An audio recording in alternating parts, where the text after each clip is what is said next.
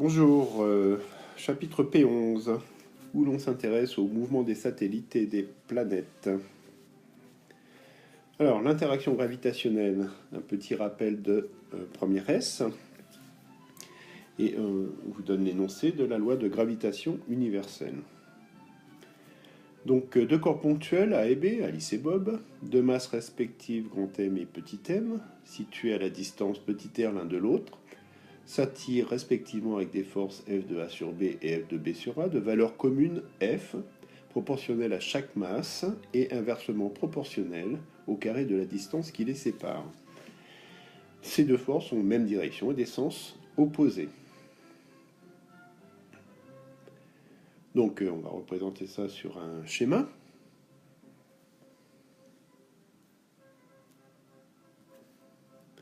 Donc les deux corps A et B.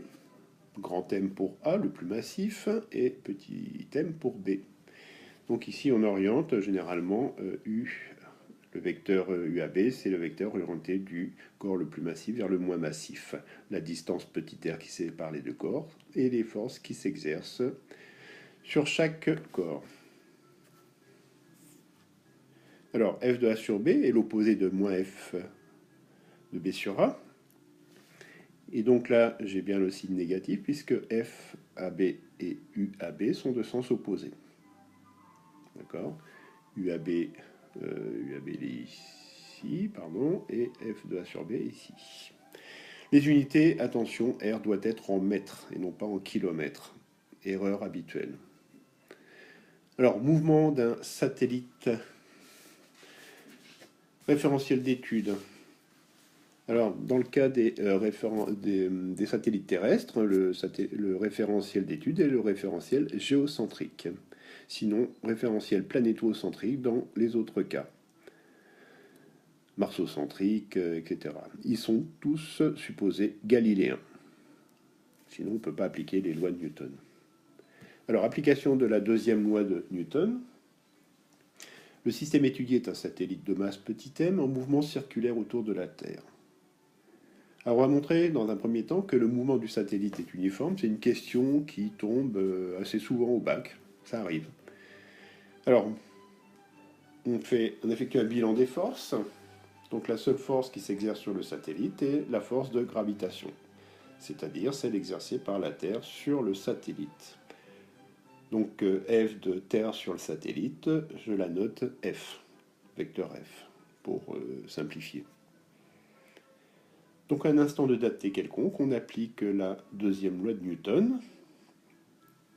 Donc somme des forces extérieures, vectorielle des forces extérieures, égale m fois A. A, le vecteur A étant le vecteur accélération du centre d'inertie du satellite. De même, un schéma pour visualiser la situation. Pardon. Donc là, je fais apparaître aussi la base de Freinet, donc composante normale et composante tangentielle, taux et n.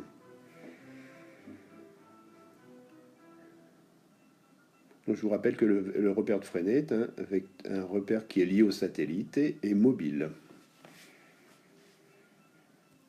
Alors, par définition, le vecteur accélération d'un mouvement circulaire, qu'on a déjà vu, est vecteur A, qui est de coordonnées atto, l'accélération tangentielle égale dv sur dt, et l'accélération normale, v carré sur petit r. Donc le vecteur accélération peut s'écrire dans la base de Freinet, a tau fois vecteur tau plus an orienté par le vecteur n.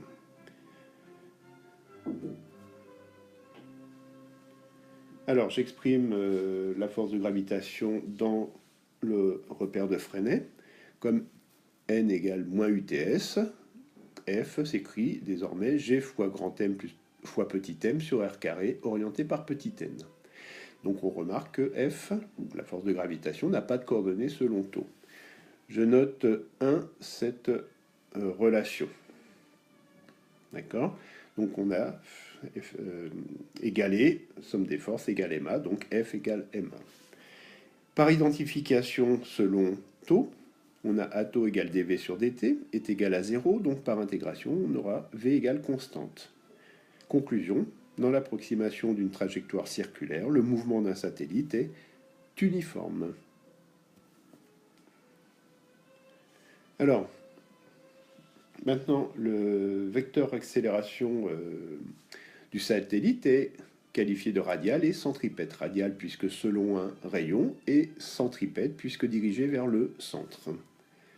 Maintenant, on exprime la vitesse du satellite. On utilise de nouveau la relation 1, mais on identifie selon n.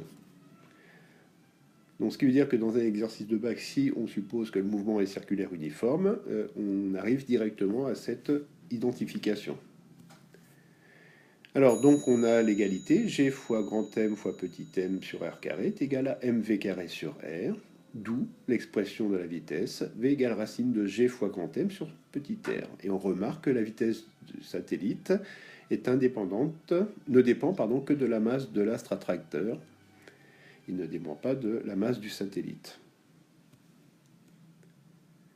Unité.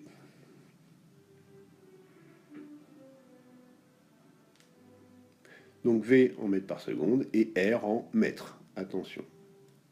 Maintenant, période de révolution du satellite. Donc le mouvement d'un satellite est périodique. Il effectue un tour complet pendant la durée delta t égale grand T. Grand T étant la période de révolution, à ne pas confondre avec la période propre.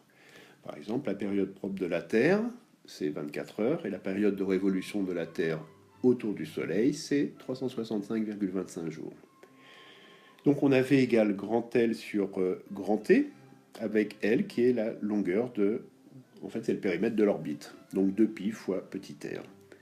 D'où l'expression de la période, 2πr sur racine de g fois grand M fois sur petit r, pardon. Et donc, finalement, on obtient 2π racine de r cube sur g fois grand M. R en mètres, T en secondes, attention, M en kilogrammes, et G unité SI. Maintenant, mouvement de la Terre autour du Soleil. Eh bien, on reprend... alors, le référentiel d'étude ici est le référentiel héliocentrique. Et on a le même raisonnement qui conduit à V égale racine de G fois masse du Soleil sur R, puisque ne dépend que de la masse de l'astre attracteur, et la période de révolution, racine de R cube sur G fois ms. ms est la masse du Soleil, et R, le rayon de l'orbite de la Terre autour du Soleil. Bien, dans une seconde partie, nous aborderons les lois de Kepler. Je vous remercie de votre écoute.